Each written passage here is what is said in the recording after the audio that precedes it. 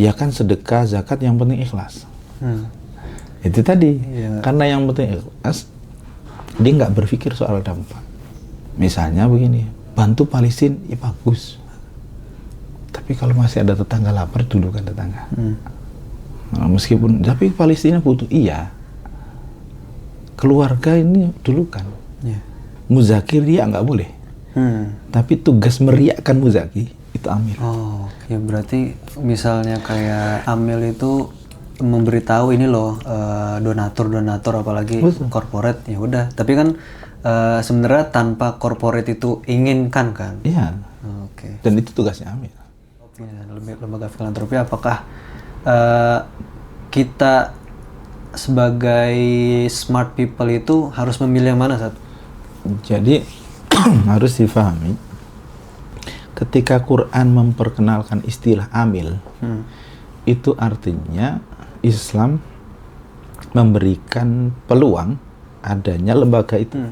Kalau ditanya mana yang lebih bagus, memberi sendiri langsung kepada mustahik atau lewat amil, maka kalau kita ngomongin tentang dampak, itulah tugas amil yang memastikan apa yang diberi para muzaki berdampak pada mustahik. Nah, seringkali orang memang dua persoalan. Persoalan pertama pada informasi. Amil itu apakah menginformasikan betul tentang dampak? Jadi informasi ini penting. Sehingga kalau amil itu tidak menginformasikan, ya orang-orang seringkali, saya punya tangga tidak mampu, di situ ada orang nggak mampu, ya saya bantu langsung aja lah. Karena nggak tahu. Yang kedua, pada tingkat kepercayaan. Amil ini dipercaya nggak? Karena kadang-kadang kalau amil itu tidak dipercaya, orang ragu, nanti di sana dimakan sendiri sama amil. Nah, problemnya jadi itu. Jadi kalau ngomongin tentang impact-nya, dampaknya ya harusnya ke amil. Sehingga amil lah yang punya kewajiban memastikan apa yang dari muzaki sampai kepada mustahik sebagai solusi. Jadi bukan sekedar nyampe. Sesederhana zakat fitrah nanti. Seringkali masjid-masjid itu juga keliru. Dia sibuk menerima tapi nggak punya data penerima. Sibuk menerima, menghimpun, tapi tidak punya data kemana disalurkan. Sehingga seringkali beberapa masjid saya lihat bahkan di sholat id gitu ya, di masjid masih ada numpuk gitu. Beras-beras itu. Karena dia nggak punya data harus kemana. Maka itu pentingnya. Di sisi lain, banyak muzaki, mustahik itu, ya kan sedekah, zakat, yang penting ikhlas. Itu tadi, karena yang penting ikhlas, dia nggak berpikir soal dampak. Hanya sekedar ya udah zakat, menggugurkan kewajiban aja. Di sisi lain kan ada juga persoalan lain, bahwa kan memberi itu harus ikhlas, memberi itu kan nggak boleh riya. Betul. Tapi pemberian itu sebagai amal baik. Yang amal baik itu harus diperkenalkan agar orang lain mau menteladani kebaikan. Siapa yang harus memperkenalkan itu? Itulah tugas amil. Jadi amil itu tugasnya, dia harus memastikan mustahiknya dapat, memastikan muzakinya itu secara personal, secara branding, dia menjadi baik. Jadi kalau ditanya muzakir, dia nggak boleh. Tapi tugas meriakkan muzaki itu amil. Oh, ya berarti misalnya kayak amil itu memberitahu ini loh donatur apalagi corporate, ya udah. Tapi kan sebenarnya tanpa corporate itu inginkan kan? Iya. Dan itu tugasnya amil. Tugasnya amil. Sehingga return on investment itu, impact baliknya itu memang tugasnya amil. Sehingga muzaki tetap ikhlas, tetap tenang. Kan nggak boleh kita menyombongkan, saya sudah ngasih, itu kan nggak enak. Tapi kalau amil yang ngomong, dia tenang. Itu tugas amil. Sehingga kenapa orang harus tetap ke amil? Dengan ke amil, mustahiknya dia berdampak, orang yang belum zakat dia punya teladan, begini loh zakat. Nah, jadi kalau ada orang yang mengajari kan sering ya kita itu ada hadis, meskipun ini ulama memperdebatkan matannya dan maknanya, bahwa memberi itu dengan tangan kanan, tangan kiri tidak mengetahui. Konteksnya apa sih? Konteksnya sekedar untuk tidak riak saja, bukan berarti kemudian sembunyi-sembunyi. Karena kalau sembunyi-sembunyi orang nggak bisa menteladani. Padahal kebaikan tadi. Jadi Nabi Muhammad itu soal sedekah itu di tempat umum, ketika sahabat ngumpul tanya, siapa yang mau bantu si fulan? Angkat tangan. Bukan bisik-bisik, bantu dia dong, bantu dia. Enggak. Oke. Biar jadi teladan. Bahkan ada riwayat tentang Nabi ketika khutbah ada orang datang, kemudian Nabi menunjukkan, kamu tadi sudah sholat sunnah belum? Belum, sholat dulu. Sebenarnya itu bukan nyuruh sholat dia itu orang jauh yang biasanya dia dari masyarakat nggak mampu, yang orang ini butuh dibantu. Nabi sebenarnya ingin menunjukkan ke semua orang, ini orang datang bantu. Oke. Jadi itu caranya ya. Itu amil. Jadi itu tugas amil. Sehingga orang memberi dengan tenang, orang menerima juga tenang-tenang karena amil. Karena kalau orang memberi langsung ke mustahik itu pasti akan sangat merasa berhutang. Iya benar. Tapi kalau lewat amil, enggak apa-apa. Kan yang ngasih amil. Iya, dan aja. Dia dengan amil juga hubungannya paham. Nah, Anda kan cuma amil. Uangnya bukan uang Anda. Jadi rasa hutangnya nggak berlebih. Beda kalau saya kasih langsung. Nah, itu pasti langsung merasa dan merasa punya hutang. Hutang gitu. Banget ya. Hutang budinya. Nah, itu jadi. Nah, oke. Paling ada nggak tips-tips supaya jadi donatur atau muzaki yang smart, terus yang aman, berkah? Ini untuk keseluruhan ya, untuk misalnya dalam berinfak kita tuh harus kemana, terus sedekah baiknya tuh ada tipsnya kemana, dan zakat tipsnya melalui lembaga atau apa gitu. Oke. Pertama begini, dalam berzakat untuk menjadi muzaki yang baik, saya kira step awalnya adalah memastikan harta kita memang itu benar dan bersih. Benar milik kita dan memang itu bersih, halal. Jadi itu harus kita firm dulu. Jangan sampai semangat ngasih tapi uang siapa bermasalah. Jadi kalau ada orang, ya kan ada orang kemudian bangun masjid tapi uang dari korupsi. Nah, ngasih nggak apa-apa lah, ngasihkan ini uang. Nah, ini harus kita pahamkan. Jadi kalau ada orang yang melakukan itu, misalnya korupsi untuk bangun masjid, ya kita sampaikan bahwa tidak mungkin kita mencuci baju dengan air yang kotor. Harusnya bersih dulu. Maka Nabi sampaikan la yuqbalu shadaqah min ghulul. Sedekah itu nggak diterima dari korupsi. Itu dulu yang pertama itu. Sehingga kita tahu tuh, ini milik saya, memang ini ada bagian dari orang lain. Jadi bukan sesuatu yang masih samar-samar punya orang, jangan. Yang kedua, pastikan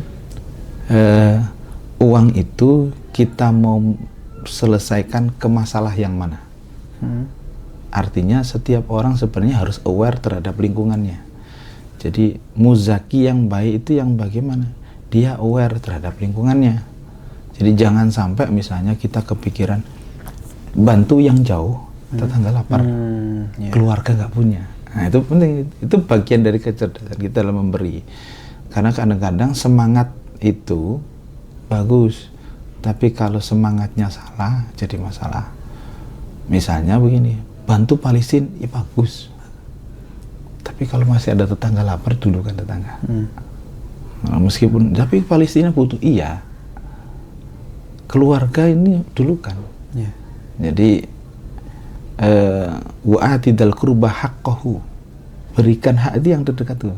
Wal miskin. Baru orang yang lain yang terdekat dulu. Karena seringkali orang itu seolah-olah mikirin orang banyak, keluarganya ditelantarkan. Nah itu nggak baik. Jadi harus tahu siapa yang harus diselesaikan. Yang ketiga, kalau memang kita mau menyelesaikan orang dan kita nggak tahu persis cara menyelesaikannya, jadi kita tahu dia bermasalah, dia punya hutang, dia punya masalah miskin, nggak tahu caranya. Disinilah tugasnya amil. Okay. Maka serahkan itu ke amil. Biarkan amil yang kemudian menyelesaikannya. Kalaupun kemudian saya ingin bantu si fulan, tapi saya nggak tahu caranya, ya sudah, sampaikan itu ke amil bahwa ada orang yang berkekurangan, saya ingin bantu, cuma saya nggak tahu caranya. Ini ada uangnya. Okay. Nah itu yang nanti kita sebut dengan muqayyad, yang terikat. Nah, boleh saja. Ya boleh saja. Sehingga memang itu diperuntukkan untuk yang dituju oleh Zaki. Sehingga itulah saya kira amil itu punya kedudukan penting untuk menyelesaikan masalah para mustahqin yang berhak menerima zakat itu. Jadi sekarang tinggal tadi, jadi kita selesai hartanya, kemudian kita tahu masalahnya. Kalau nggak tahu ya lihat amil. Nah, yang terakhir tinggal begini. Seringkali orang ketika memberi selesai, tanpa kita memastikan apakah orang yang kita beri itu sampai kepada kemandirian atau tidak. Maka ke depan saya kira para Gen Z itu memikirkan bukan sekedar memberi, tapi memandirikan. Maka pertimbangan banyak muncul zakat produktif itu saya kira jauh lebih baik dari sekedar konsumtif. Jadi upaya-upaya memberi yang dia memberdayakan itu saya kira harus muncul daripada sekedar yang penting untuk konsumsi makan. Maka saya kira ya contoh di lazismu, saya kira bantu Palestina makanan bagus, tapi memastikan pendidikan mereka jalan, mereka bisa dikasih beasiswa kuliah, itu jauh lebih penting karena dia kelak akan bisa mandiri bahkan bantu orang lain. Jadi nah seringkali mindset kita kadang-kadang terlalu sering dinenak-bubukan itu. Ya seperti hari inilah orang lebih seneng dikasih BLT gitu. Nah, langsung selesai gitu. Padahal sadar atau tidak, ya itulah cara yang paling mudah menindak-bubukan orang dan orang itu akan tetap miskin. Iya sih. Soalnya ya kalau misalnya kita ngasih makan, makanan itu habis, ya udah selesai dia. Dan dia bisa akan minta ya. lagi. Jadi cara menyandera orang bawah, kasih dia makanan. Tapi cara membebaskan orang yang level bawah, kasih dia kailnya. Dia akan berusaha sendiri. Maka Nabi ketika dideketin anak muda mau minta-minta, Nabi bilang, kamu di rumah ada apa? Nggak ada apa-apa ya Rasul, cuma ada tikar yang rusuh. Ya udah bawa ke sini. Di situ Nabi bilang, siapa yang mau beli tikar ini? Maka ada sahabat, ya Rasul saya beli aja nggak apa. Dikasih beberapa dirham. Kemudian Nabi bilang, ini uang, beli kampak, cari kayu bakar, kerja. Jangan ketemu lagi sampai sudah selesai mandiri. Jadi mindsetnya memandirikan. Karena kalau dikasih, minta lagi. Satu-satunya di dalam Islam yang fokusnya hanya memberi makanan, full makanan, ya zakat fitrah. Karena memang Nabi menghendaki di hari raya Idul Fitri jangan sampai ada orang yang minta-minta. Itu aja. Tapi selain itu enggak, itu semuanya memandirikan. Enggak ada perintah zakat mal harus untuk makanan. Misalnya kenapa ada istilah gharimin, orang punya hutang? Berarti apa? Bayarin hutangnya. Jadi Ibnu Sabil misalnya, dia yang perjalanan bermasalah, ya selesaikan masalahnya. Jadi bukan ini makan buat hari ini. Maka kesalahan, bukan kesalahan mungkin ya. Tidak ada Islam mengajarkan MBG itu kan. Iya MBG. Jadi sehari kasih makan, besok kasih makan lagi. Zakat fitrah memang itu. Tapi selain itu nggak ada. Ya sebenarnya kan mungkin ya orang Indonesia atau mungkin kalangan banyak mikirnya ya karena tahunnya zakat fitrah dan itu juga berupa beras ya, makanan dan ya udah jadi kayak cuman sekedar itu aja, padahal kan ada zakat mal yang itu jauh lebih bisa besar dan berdampak maksudnya kan. Ya memang itu nanti berpengaruh pada kondisi ekonomi masyarakat. Kan kalau zakat fitrah menyasar semua orang. Tapi zakat mal harus sampai nisab. Sehingga banyak orang yang merasa nggak nyampe nisab, ya nggak kepikiran zakat mal. Hanya mikirnya zakat fitrah. Tapi saya kira edukasinya harus lebih jana. Memang pada akhirnya zakat fitrah itu juga karena banyak di tempat tertentu numpuk, misalnya di Jakarta yang masyarakatnya begitu banyak, seringkali kan numpuk. Maka perlu ada opini khusus bahwa zakat fitrah itu tidak hanya untuk hari itu, boleh seterusnya. Sehingga zakat fitrah itu tidak sekedar makan, tapi ketahanan pangan. Ya, konsepnya di situ. Maka memang harus berubah. Karena di level tertentu, apakah zaman Nabi begitu? Iya juga. Misalnya kurban. Zaman Nabi itu ketika kurban awal, Nabi bilang harus habis 3 hari. Nggak boleh disimpan. Tapi begitu masyarakat sudah mulai mapan, banyak, Nabi bilang ya sekarang silahkan disimpan. Jadi nggak harus habis di hari itu. Jadi itu konsep tentang ketahanan pangan. Jadi melihat kondisi masyarakatnya. Jadi kalau masyarakatnya berlimpah, saya kira justru yang nggak baik ketika zakat fitrah kan orang-orang di daerah sekitaran Jakarta datang ke Jakarta ngemis kemana-mana itu. Padahal kalau kemudian bisa diakomodir oleh amil dengan cara yang baik, ya itu jadi ketahanan pangan untuk berikutnya. Jadi nggak memunculkan justru banyak pengemis datang. Nah, itu yang sering kali keliru. Iya. Nah, makanya mungkin ya adanya zakat fitrah oke lah saat itu memang dilarang ada pengemis karena kan sudah dibagikan, cuman ya takutnya kan pemikiran orang Indonesia apalagi di Jakarta kan ya karena udah memikirkan stigma ya udah dikasih ya, jadi kayak jadi berharap gitu. Nah itu dia, andai itu amil jalan, amil punya data, maka semuanya difikirkan oleh amil. Mereka nggak berharap karena amil sudah punya ini nanti untuk yang ini. Jadi orang memang saya kira sudah saatnya Islam itu terstruktur, tidak agama menjadi egois.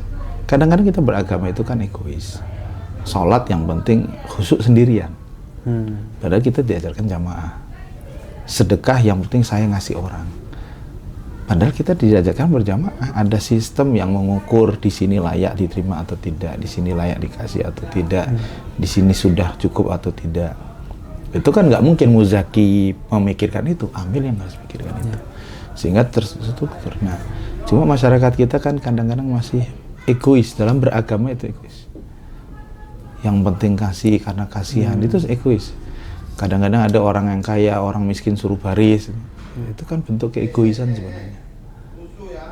Egois. Okay. Nah, misalnya contoh ini memang kan saat bencana kemarin contohnya, pasti kan perlu juga bahan pangan juga kan dikasih, makanya tapi lebih banyak karena memang yang bisa dilakukan oleh warga itu yang memberikan pangan, ya seharusnya kan harus ada program yang tadi yang ketahanan pangan berkelanjutan juga, misalnya membuat hunian sementara dan lain sebagainya. Nah mungkin sebenarnya ya nggak apa-apa kan, maksudnya kayak ya udah niatnya membantu ngasih pangan, dan tapi ya lebih baik ketika ada campaign atau program yang berkelanjutan ya dia juga ikut bantu gitu. Jadi memang konteksnya makanan itu penting dalam konteks kedaruratan. Jadi bencana baru terjadi, ini darurat. Memang yang dibutuhkan pertama kali makanan. Memang wajar. Tapi ya ini tugas amil harus memastikan. Jadi keberlangsungan itu dilihat makanan itu harus berapa lama. Setelah itu pindah lagi. Jadi sesederhana ini fidyah.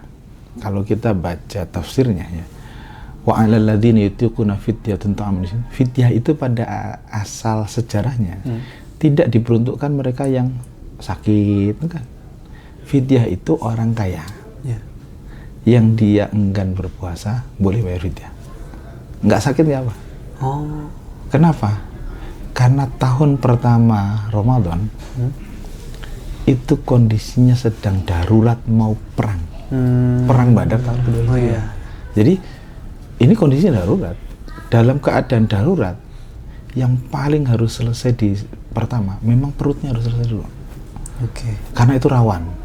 Jadi kondisi kemarin di Sumatera Utara yang ada penjarahan itu, ya terjadi karena itu. Karena pangan itu yang paling awal. Kalau enggak, pasti masalahnya besar.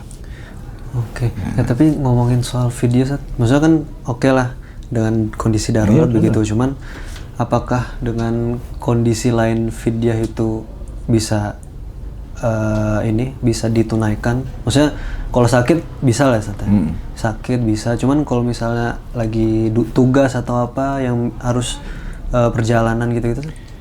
Begini, pada prinsipnya fidyah itu kan mengganti puasa yang penggantian puasa itu tidak bisa dilakukan lagi di luar Ramadan. Jadi yang nggak bisa qadha baru fidyah. Jadi, bisa qadha ya qadha dulu. Bukan fidyah dulu. Maka fidyah itu biasanya diperuntukkan mereka yang orang yang sudah sepuh, usianya mungkin sudah 80-an, nggak kuat puasa, dia baring, sakit misalnya, ya sudah nggak usah puasa, bayar fidyah saja. Hamil, ibu hamil menyusui itu kenapa Nabi menyampaikan fidyah? Karena menyusui itu kan secara fitrah itu 2 tahun itu full. Dan kalau dia puasa, khawatirnya kan fisiknya kuat. Dan di sisi lain kenapa fidyah? Kok nggak qadha aja, kan bisa nanti qadha. Karena harapannya ibu itu anaknya tidak satu. Sehingga jangan-jangan belum sampai bayar qadha puasa, hamil lagi. Makanya dikasih kemudahan dalam bentuk fidyah. Jadi bagi seorang ibu fidyah itu langkah untuk memudahkan biar dia tidak merasa terbebani. Berarti tapi yang saya pernah dengar juga kan dari Ustaz Adi Hidayat, emang bagusnya fidyah tuh di per hari ya, untuk memudahkan. Ya itu dasarnya untuk memudahkan. Tapi kalau seperti riwayat Anas bin Malik itu sahabat Nabi, ketika usianya sepuh, beliau itu bayar fidyahnya, ngumpulin masyarakat, diajak makan. Dilakukan di awal Ramadan. Meskipun besoknya juga kadang-kadang dia lakukan lagi. Jadi